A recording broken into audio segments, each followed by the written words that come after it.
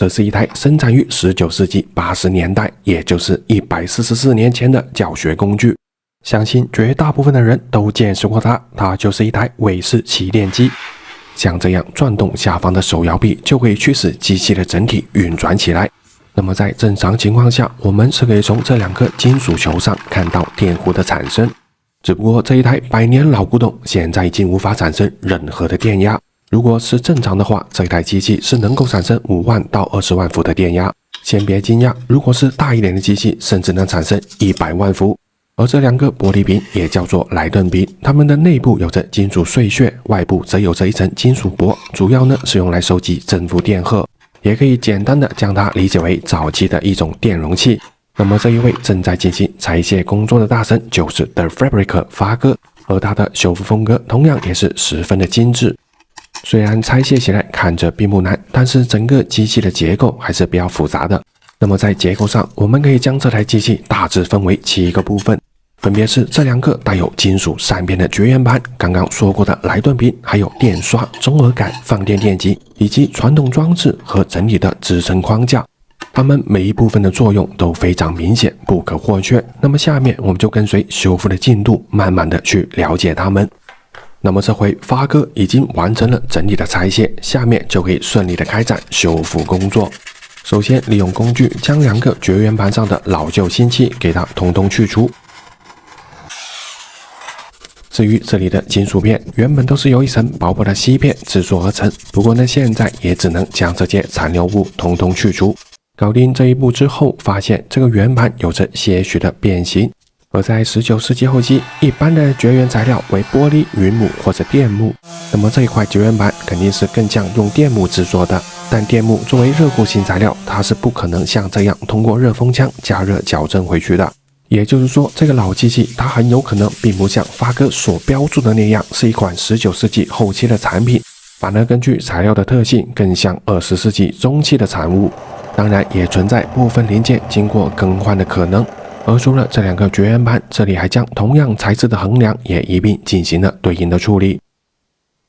接着会以这个模具为例，再利用黄铜板材将绝缘盘上所缺失的金属扇片给制作出来。相对于之前的锡片来说，现在所使用的黄铜扇片，它在导电性、耐腐蚀性以及机械性能上都会更好，只不过说就是重量会稍微重一些。那么这些安装在绝缘盘上的黄铜金属扇片，也是整个起电器的关键所在。那么在处理好这2个绝缘盘之后，下一步发哥就会利用喷砂来对油漆件们进行脱漆除锈。而这一次所使用到的喷料，它就是黑刚玉。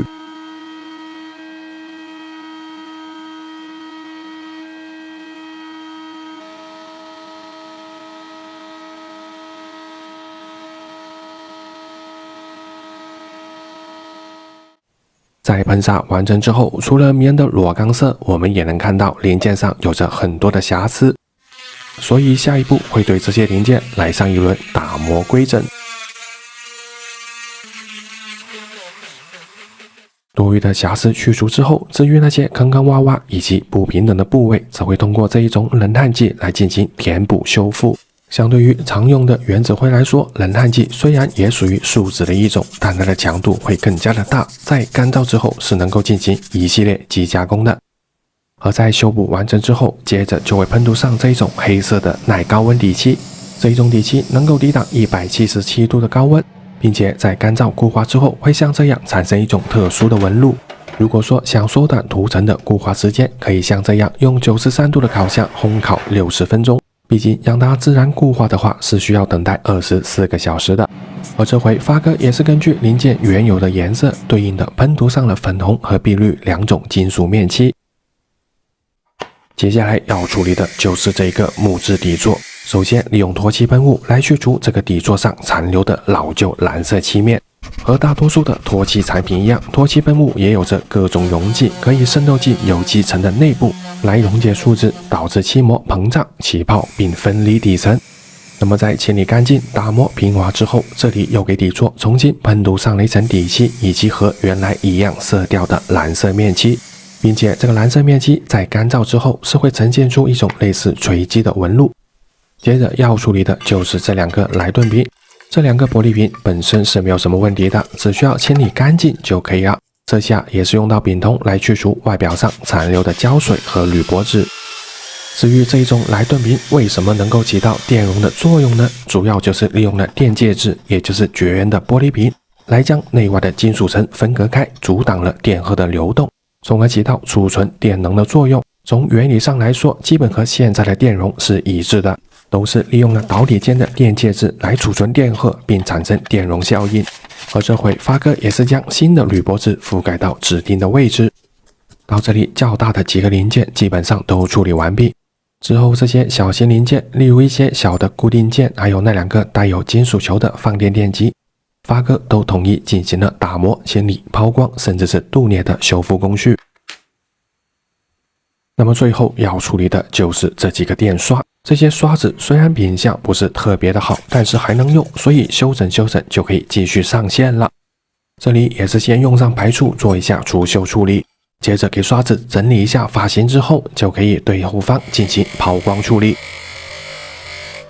搞定之后，那么这下就可以进入到最后的组装环节。首先给底座安排上4个全新的脚垫，而2个莱顿瓶之间会通过底部的这根线束所串联起来。之后就可以将底座上的2个金属支架给安排到位。同时，为了手摇臂的安装，这里还需要制作一个新的木质手柄。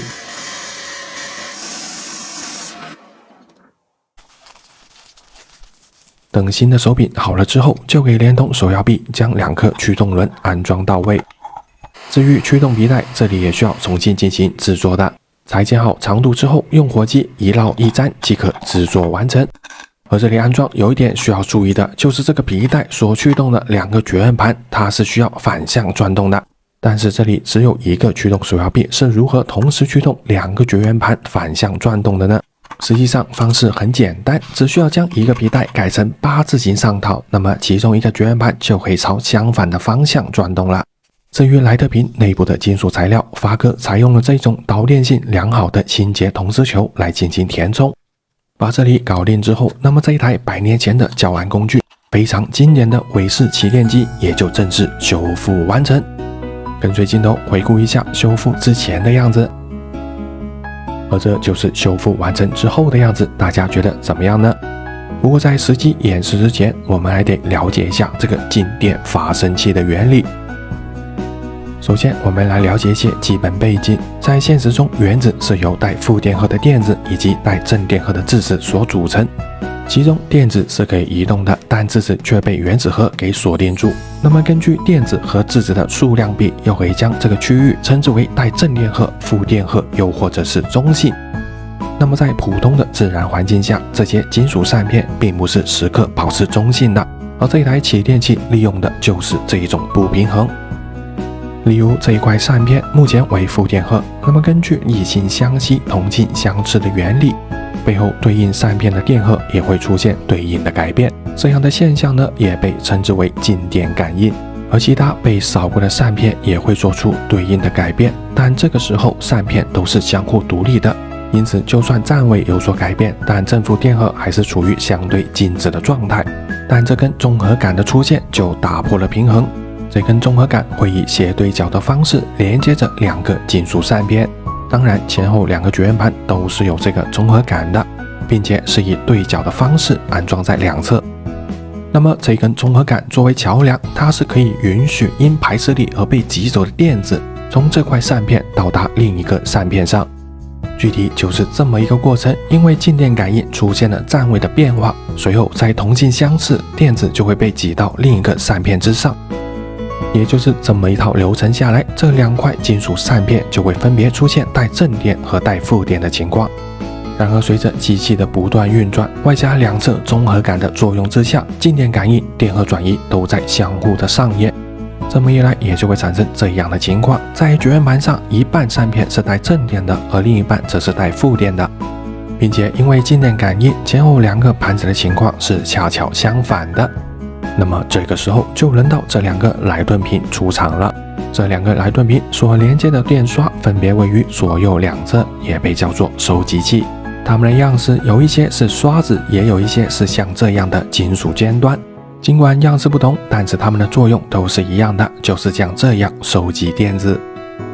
而另外一边，电刷遇到的是带有正电荷的扇片，那么这一边则会像这样释放电子。顺带一说，在强力电场的作用之下，空气中的电子它也是会被带走的。